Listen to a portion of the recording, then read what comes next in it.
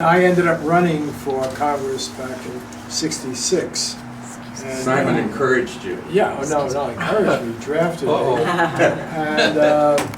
And then I ran against an incumbent Democrat, Jeffrey Cohalan. I was the editor of Ramparts magazine, which was personally interested in my wife. Narda was the associate editor of the Los Angeles Times. But I grew up in San Diego. Wow, That's your most successful woman we've ever had out of here. Well, it's an even more interesting story because you were with the Organized Crime Task Force, right? She was organized crime. Oh, that's good. You may not know it, but there was actually a Sicilian mafia thing here. Her parents were in the Marines, and her father was from Palermo, and a great fellow. And then her mother was in the Marines when what was the group called? It was, she was a radar operator, but was in the Marines. And unfortunately got pregnant with her father, from her father. And so... Why was that unfortunate? Always asking the hard questions. Well, for the Marines, it was, for her Marine career, it was unfortunate because they drummed her out for being pregnant. But anyway, and her father, because of where he was born in Sicily and everything, her uncle was the fellow named Joe Pepito, right? Yeah. It's a little San Diego history. Do you remember Joe Pepito? Well, you know, we had a few little people down here. They weren't that big, but it was nice. They were friendly. They were very friendly. So when I met her, I thought, this is a really strange family. And I met her, there was a college here. What was the thing called? Cal Western. Cal Western. Where we met. That's where we Right. met. She brought me to speak at her college, and she was a much younger woman, you know, than I was used to. And you're getting into it? I think that's what they came to. It's a little San Diego history. No, this is good. This is good. We want to hear San it. Diego history. We want to hear it. And at any rate, then I asked her if she would have lunch or dinner or something. She couldn't because she had to steal keys for the paper, and because she was exposing the school. Cal Western, the old Cal Western. Yeah, and so she had caught the president of the school some, I don't know, scandal, right? No, well, he was not paying the salaries of the people. And the whole school was mortgaged. Every book in the library was mortged. Yeah, so it was a scandal. William Rusk was his name. Yeah. I'm sure he was a Republican. At any rate, so she had no time for me, and they broke in to get he wanted to ban the paper.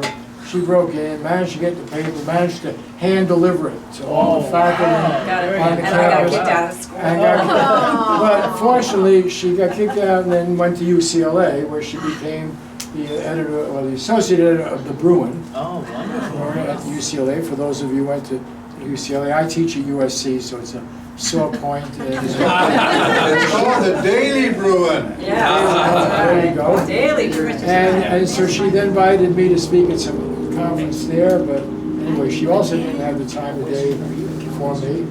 And this is all building up to a San Diego story. And so anyway, then I met her when I went to work at the LA Times. And Narda was one of the first two women to work in the newsroom at the LA Times. So it was What year was that?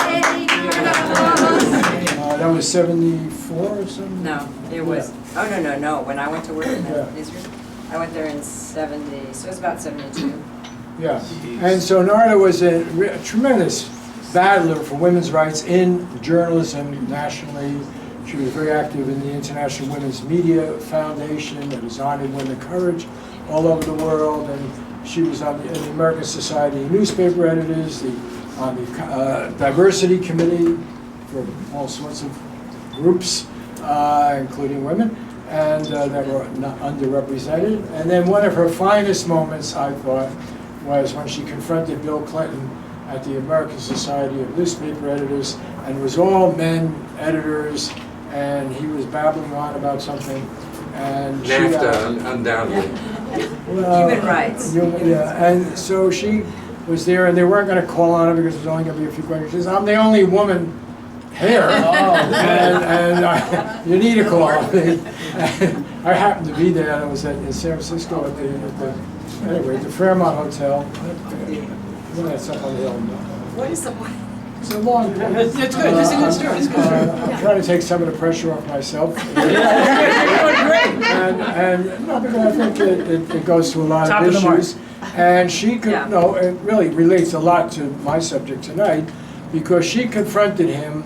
He had talked about Afghanistan. human rights? No, Human rights. he didn't talk about it. He didn't talk about it. But anyway, for those who know all the whole sorry history of Afghanistan, it actually starts with a Democratic president who was a terrific ex-president, Jimmy Carter. And Jimmy Carter listened to a kind of maniac by the name of Zbigniew Brzezinski. Yeah. I don't know if you remember this, but I have the right to call him something of a maniac, because before he was ever National Security Advisor, he was the tutor to a mentor at Columbia to a woman who went on to write a great book about Vietnam, Frances Fitzgerald, Oh, called yes. Fire in the Lake, and she won the Pulitzer Prize. And before NARDA, I happened to go out with Frances. Oh, okay. You're dangerous territory. Yeah. And so, Lucky she's not here, because she'll tell stories about it. anyway, and we were up in Maine where rich Republicans like the Rockefellers and everybody would be.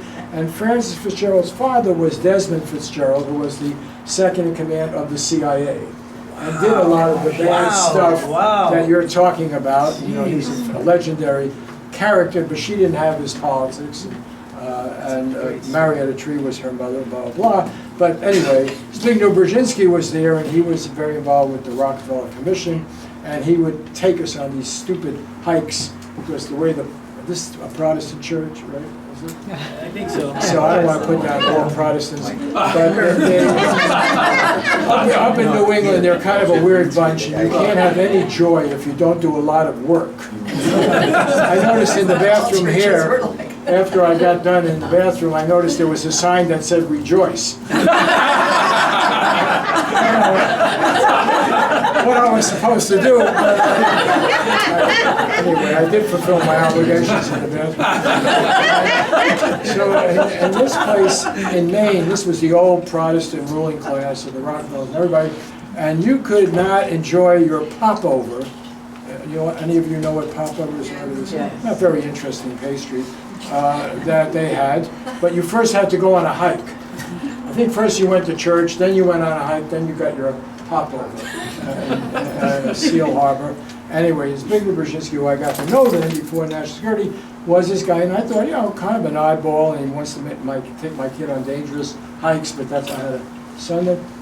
At any rate, he ends up being the genius who convinces Jimmy Carter that we should confront the Soviets in Afghanistan by getting Muslim fanatics. And there weren't enough of them in Afghanistan, so they had to recruit them from all over the world, right? And that's how Al-Qaeda happened to get to Afghanistan.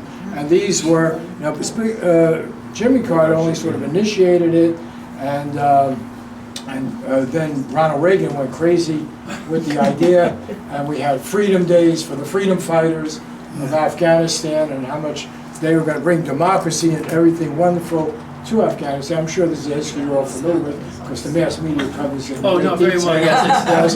and tells us how this all started. But it all started with this ridiculous intervention. And in an article, in an interview in Nouvelle Observateur, at an earlier period, Zbigniew Brzezinski was interviewed and was quoted as saying, this was a great achievement because he gave the Soviets their Vietnam.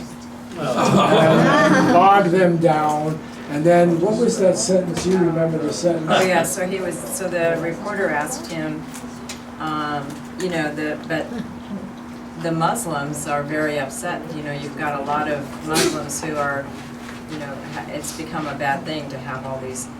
And Zbigniew Brzezinski said, he says, what's worse, a few riled up Muslims, or, you know, having the Soviets running Afghanistan, having the communists in charge of it. Yeah, and see, the Soviets A few riled up Muslims. were backing this basically secular government in Kabul.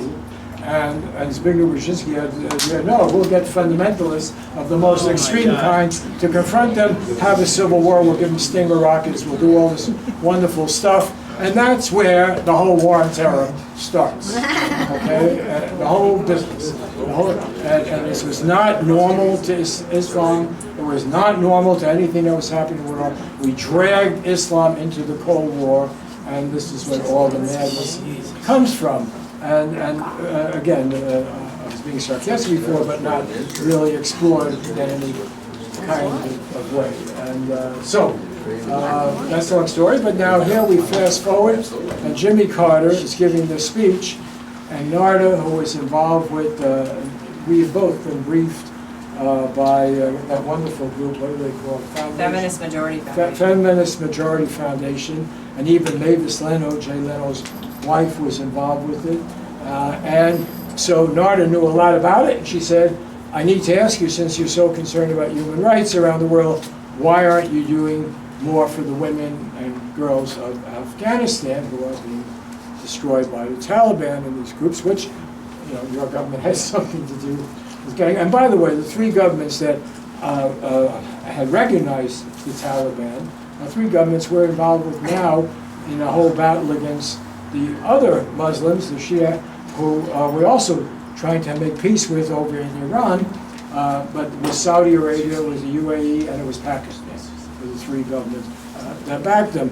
So anyway, Narda was up there, it was a great moment, and challenged Bill Clinton on this, and Clinton gave her a totally lame answer, and then, right? And then there was Why like, don't you stand up here? She's waiting to see how you do. so he said, oh yes, I know all about this because this is really an important subject to Hillary and Chelsea. Chelsea and Hillary was Chelsea. Chelsea was about 12. But she was there actually, she was at Stanford at the time. She was there and she told her father. Trust me, this story will be worth telling in terms of what we're here to discuss ultimately. So, anyway, we then go and, what is the hotel? It's not the Fairmont. Yeah, it was the Fairmont. Okay.